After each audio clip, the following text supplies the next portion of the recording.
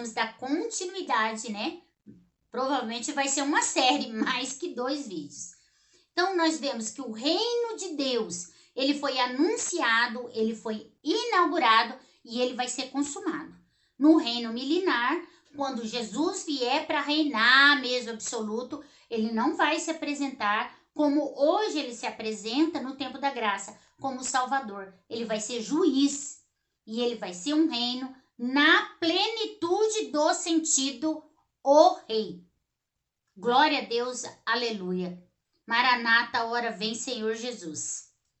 Lá em Daniel diz assim, ó, para que é 12 de 18 a 23. Ele fala do rei que teve um sonho, aí Daniel vai dar o discernimento desse sonho. E ele diz assim, então foi revelado um mistério a Daniel, numa visão de noite. Então Daniel louvou o Deus do céu. Falou Daniel dizendo, seja bendito o nome de Deus de eternidade em eternidade, porque dele são a sabedoria e a força. E ele muda os tempos e as estações. Ele revela o profundo e o escondido. Então, quando ele vai fazer o discernimento daquele sonho, ele já começa dizendo, olha, é Deus quem muda as estações. É Deus quem tira e Deus quem põe sobre o governo humano, os governantes humanos, Herodes, Nero, sei lá, Guerra Fria, um para lá, outro para cá. Gente, isso sempre existiu e sempre vai existir. Uma tentativa do ser humano, sabe, manipular e tomar o poder para si. Ele falou assim, mas é Deus que muda os tempos. Então, toda essa mudança que nós estamos vivendo, ela é algo que acontece, sabe? Deus não foi pego de surpresa. Ai, Deus não sabia o que ia acontecer. Eu não vou dizer que é da vontade de Deus, que Deus planejou uma epidemia, que Deus planejou a morte de milhares de pessoas. Não é isso que eu estou dizendo. Mas eu tenho certeza que Deus não foi pego de surpresa e que tudo isso fazia parte já de um quadro maior. Então, essa cena, essa pincelada faz parte de um quadro maior do qual Deus tem a visão. Existe uma agenda do diabo, existe muita gente que está falando sobre isso, sobre uma agenda, né?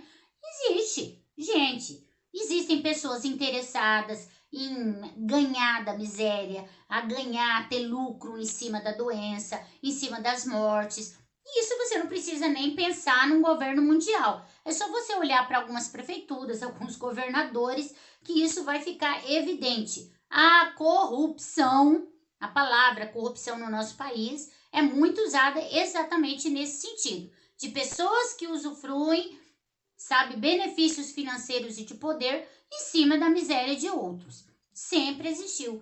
Mas existe uma agenda de Deus também. Uma agenda que está superior. Existe um propósito maior.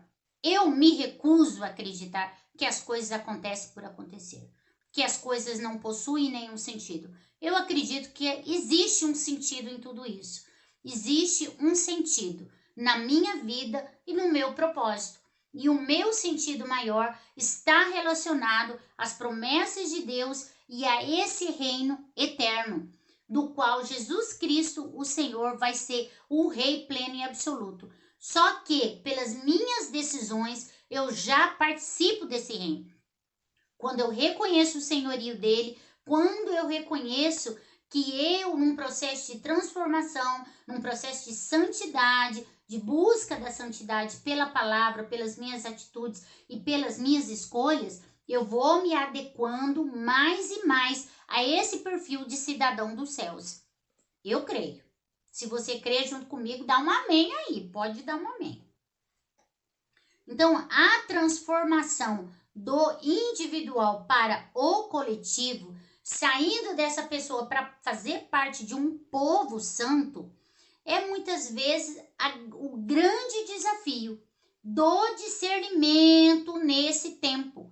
Mais do que nunca, nós somos chamados agora para viver uma vida isolada, uma vida independente, sabe? Uma vida, não importa o que o outro está passando, eu tenho que cuidar da minha autopreservação, eu tenho que cuidar só de mim. E a palavra diz que não. A palavra que diz que a gente tem que pensar a igreja como um organismo vivo, sabe? Como se a gente vivesse numa simbiose, como se a gente vivesse ali. Eu não sei se você já ouviu falar de líquen. Líquen é uma mistura de fungos e algas. E ele é um organismo vivo. Eles trabalham ali, tanto que quando uma célula sente, todas as células sentem. Eu não sei se você já ouviu dizer, mas tem até reportagens sobre isso, que o maior organismo vivo do planeta é um líquen. Mas eu acredito que o maior organismo vivo da história é a igreja. Esse é um organismo vivo, que se mexe, que se move, que se transforma, que se adequa e que produz. Então, essa transformação profunda e verdadeira, em profundidade, é uma mudança de caráter, de identidade. Então, qual é a minha identidade em Cristo? Esse tempo, qual que é o tempo que a gente está vivendo? Guerra, furacão, incêndio.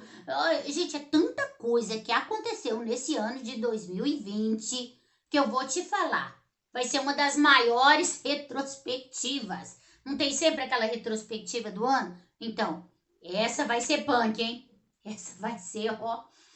Então, que tempo nós estamos vivendo? Nós estamos vivendo os últimos tempos. O tempo em que Deus está restaurando todas as coisas. Restaurando o quê? Principalmente os valores da igreja. Sabe? Mais do que nunca. Nós precisamos nos posicionar e deixar de ser essa igreja, essas pessoas, esse grupo de pessoas que vai numa rave gospel. Chega lá, sabe, se entorpece, grita, ora, toma seu êxtase, fica meio entenebrecido, vai para casa e não tá nem aí com ninguém. Chegou o tempo da gente restaurar o culto. O culto é o louvor congregacional, eu como corpo adorando ao Senhor e servindo uns aos outros.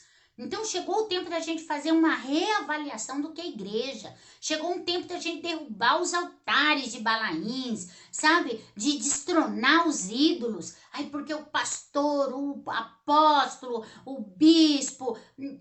Para com isso. Nós temos pessoas que exercem funções dentro da igreja que não pediram para ser idolatrados. Alguns até que. Mas eles não pediram e eles estão ali para prestar um serviço. E eu, como igreja, você, muitas vezes colocamos essas pessoas num pedestal que não é o lugar deles. Então vamos discernir. Nós somos colocados dentro da nossa casa, contra a nossa vontade. Muitas vezes muito contra a nossa vontade.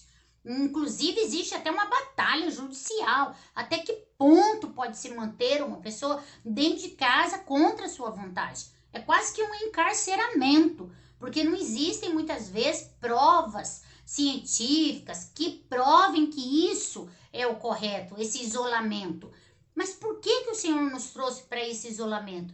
Para que a gente volte o nosso olhar para nossa família, para os nossos filhos, para os nossos pais, o cuidado com os idosos. Deus está restaurando algo que foi predito por Jesus, sabe? Que Jesus disse assim, olha, Elias com certeza restaurará todas as coisas. Que Elias, esse espírito de Elias seria liberado sobre a vida da igreja nos últimos dias. Esse espírito de Elias é um espírito que faz a convocação da conversão em família. Uma conversão em família, onde nós entendemos o que é ser família e resgatamos os valores perdidos pela família por causa de influências externas. É tempo da gente varrer a nossa casa e encontrar as dracmas perdidas. Encontrar aquilo que foi perdido. É tempo da gente colocar a nossa candeia lá em cima. É tempo de nós restaurarmos os nossos relacionamentos. É tempo da esposa olhar nos olhos do esposo e o esposo olhar para os olhos da esposa. Existe uma estatística aí que nunca houve tanta agressão doméstica como agora. Por quê? Porque as pessoas não se suportam, não sabem viver em família. De forma alguma, nenhum de nós deve apoiar ou incentivar a violência doméstica. Mas chegou o tempo da gente olhar olho no olho, com sinceridade, com amor, com respeito, sabendo que antes de ser meu marido. O meu marido é meu irmão em Cristo. É meu irmão em Cristo. E ele é digno de todo respeito.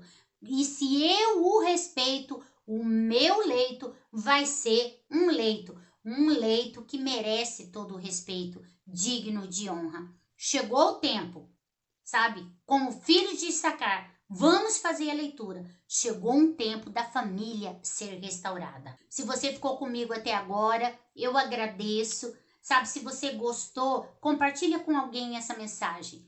E por enquanto, um beijo para você.